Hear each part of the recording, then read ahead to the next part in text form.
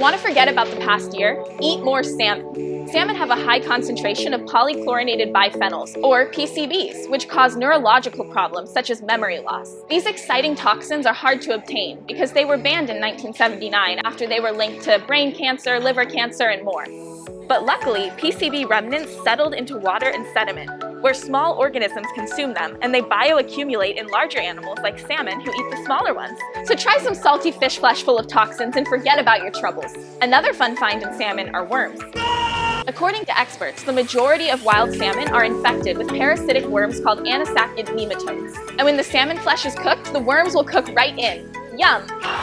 But these parasites aren't the only animals who depend on salmon. Salmon are a keystone species who play a critical role in their environments, transferring nutrients between saltwater and freshwater. It's a problem for the whole ecosystem that multiple species of salmon are on the brink of extinction.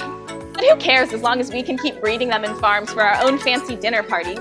Unlike other boring white and gray flesh fish, salmon have pink flesh, which adds a nice pop of color to your plate. Farm-raised salmon actually have gray skin because of their unnatural diets. But don't worry, that pink color gets added artificially in their feed before their flesh ends up at the store, so your dinner guests will never know.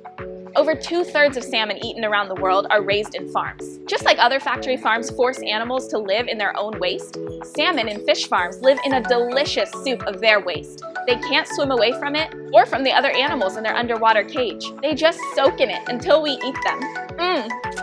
Dig in. In-ocean fish farms are turning coastal waters into open sewers.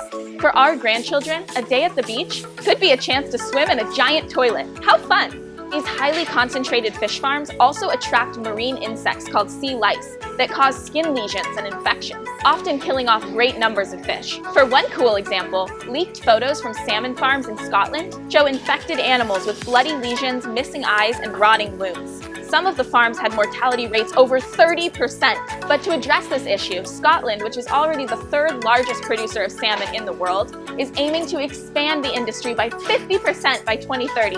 Go Scotland! Keep on killing them! Here in the United States, we have an annoying federal law called the Humane Methods of Slaughter Act. What a joke! The whole point of slaughtering animals is to put our taste buds above their lives. It's never humane. But the good news is, this law doesn't apply to birds or fish. In fact, there are no federal laws dictating the welfare of fish in US farms.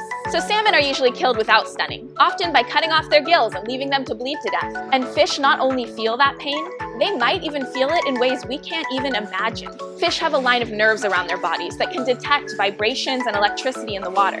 But they don't look like us, so killing them is okay. And thank goodness they can't scream or yelp. Otherwise, it wouldn't be such a relaxing family activity to reel them in on a hook while other fish die slowly beside you. Let me know what cool, cruel products you want me to review next.